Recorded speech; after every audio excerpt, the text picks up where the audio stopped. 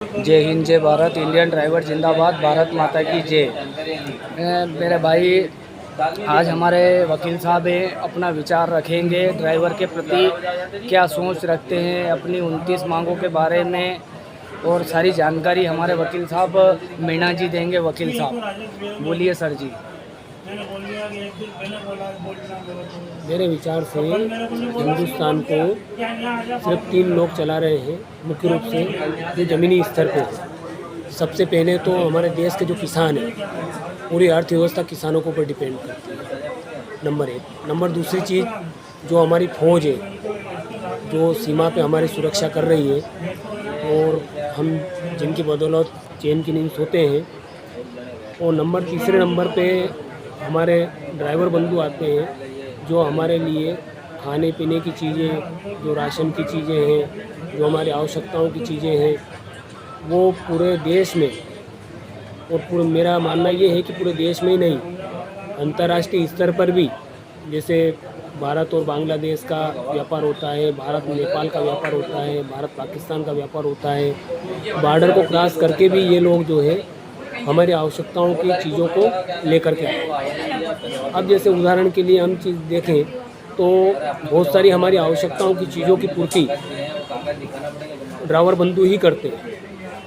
यदि आप कल्पना कीजिए कि ये वर्ग यदि 15 दिन के लिए यदि कार्य करना छोड़ दे, कल्पना कीजिए कि ये वर्ग यदि 15 दिन के लिए कार्य करना छोड़ दे, तो पूरे हिंदुस्तान में हाहाकार मच जाएगा। तो चीज़ों के भाव आसमान पे छू जाएंगे, क्योंकि हर जगह पे वस्तुओं की और खाद्य सामग्रियों की, राशन पानी की, सभी की किल्लत पैदा हो जाएगी। और जहाँ पे सभी की किल्लत पैदा होगी तो चीज़ों के भाव आसमान छूने लग जाएंगे। इसलिए हम लोगों का ये फ़र्ज़ है कि हम लोग जो है, ये एक ऐसा वर्ग है जो अभी तक हमारे समाज में उपेक्षित रहा है, अभी तक उपेक्षित रहा है ये, और इस ओर सरकार को विशेष रूप से ध्यान देना चाहिए।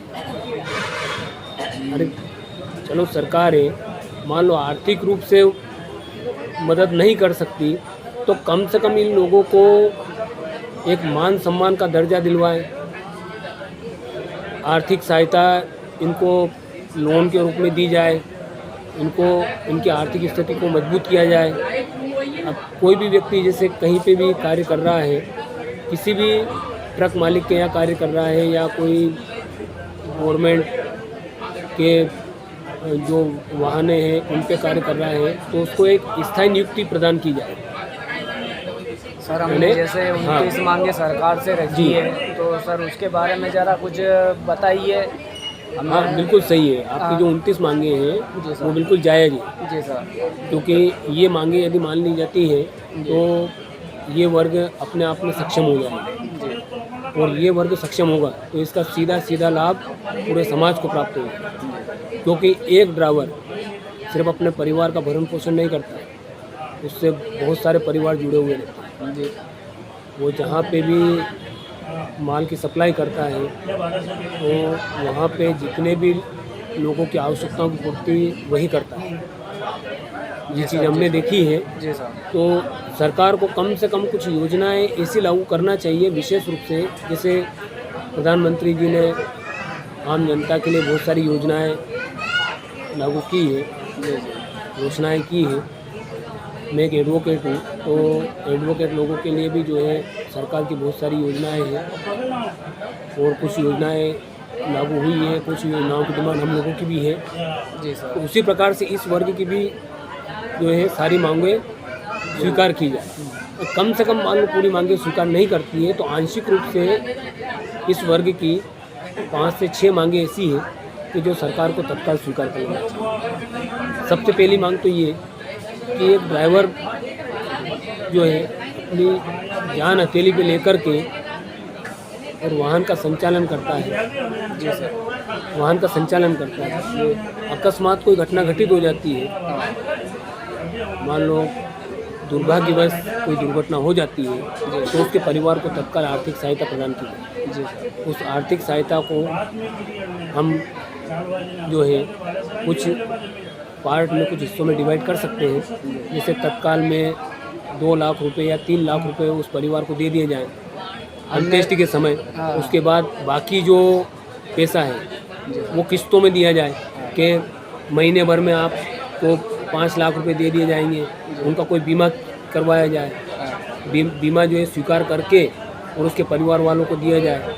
और विशेष रूप से उनके बच्चों की देख रेख के लिए भी सरकार को कोई कानून ऐसा पारित करना चाहिए कि कोई भी ड्राइवर की यदि मृत्यु हो जाती है तो जिस प्रकार से आरटीई में एडमिशन होते हैं, सरकार जो निःशक्त बच्चों के और अनुसूचित जाति के बच्चों के और आर्थिक रूप से पिछड़े हुए लोगों के, जैसे जो बीपीएल कूपन वाले हैं, इनके बच्चे प्राइवेट स्कूलों में फ्री में पढ़ते हैं, तो वही सुविधा जो है ड्राइवर की मृत्यु के बाद में उनके बच्चों को भी प्रदान की जाए, ताकि वो उनके बच्चे जो है मान लो किसी प्राइवेट स्कूल में पढ़ रहे हैं तो वो एक आर्थिक बोझ उनके ऊपर नहीं पड़े। जी सर।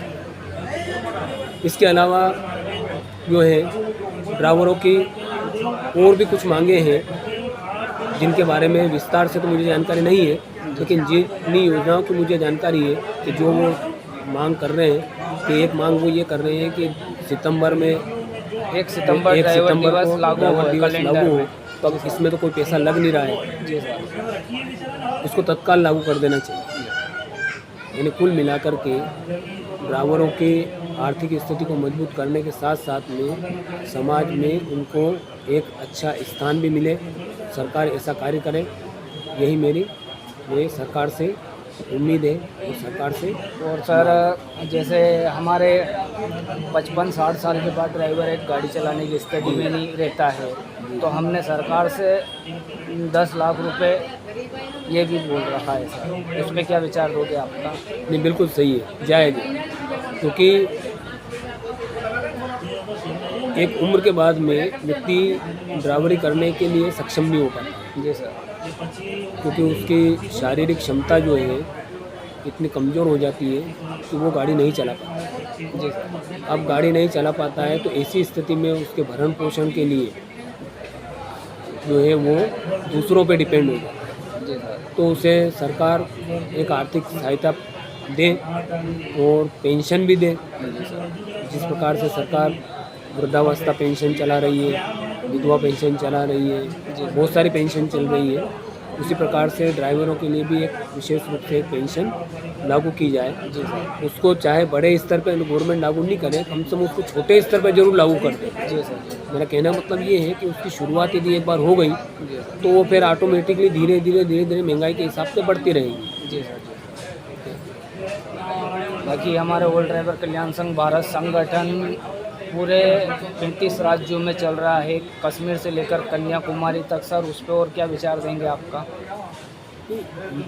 देखा जाए तो अभी की जो कार्य प्रणाली जो चल रही है, हमारे दिनेश जी जिस हिसाब से कार्य कर रहे हैं यहाँ मेदपुर में, मैं स्वयं देख रहा हूँ और इस चीज़ को अनुभव किया है मैंने कि ये पूरी लगन से, मेहनत से और निस्वार्थ भावना से कार्य करते हैं। और कभी भी किसी ड्राइवर का फ़ोन आता है तो उससे कहीं बॉर्डर पे रोक लिया जाता है, कहीं टोल नाके पे रोक लिया जाता है, उससे अनलीगल डिमांड की जाती है, तो यहीं से फ़ोन लगा करके ये उसकी समस्या को हल करते हैं। इसके अलावा जिस प्रकार से संगठन में ये कार्य कर रहे हैं, उस हिसाब से यदि संगठन में अन्य कार्यकर्ता भी यदि कार्य करते रहें तो इस संगठन का भविष्य बहुत उज्ज्वल है। जी सर। और आने वाले समय में ये संगठन, मेरी शुभकामना है कि ये पूरे देश में नहीं पूरे विश्व में फैल जाए, क्योंकि ड्राइवर जो है सिर्फ हिंदुस्तान में ही नहीं है, पूरी दुनिया में। जी सर। ये वर्ग आपको पूरी दुनिया में मिलेगा। जी सर। ये वर्ग आपको पूरी दुनिया में मिलेगा। तो पूरी हम जो है एक भारतीय सभ्यता में सर्वे भवन्तु सुखिनः सर्वे सन्तु निरामया, पूरे विश्व का कल्याण हो, उस भावना से हम लोग कार्य करते हैं। शुरू से सनातन धर्म में यही चीज़ सिखाई गई है।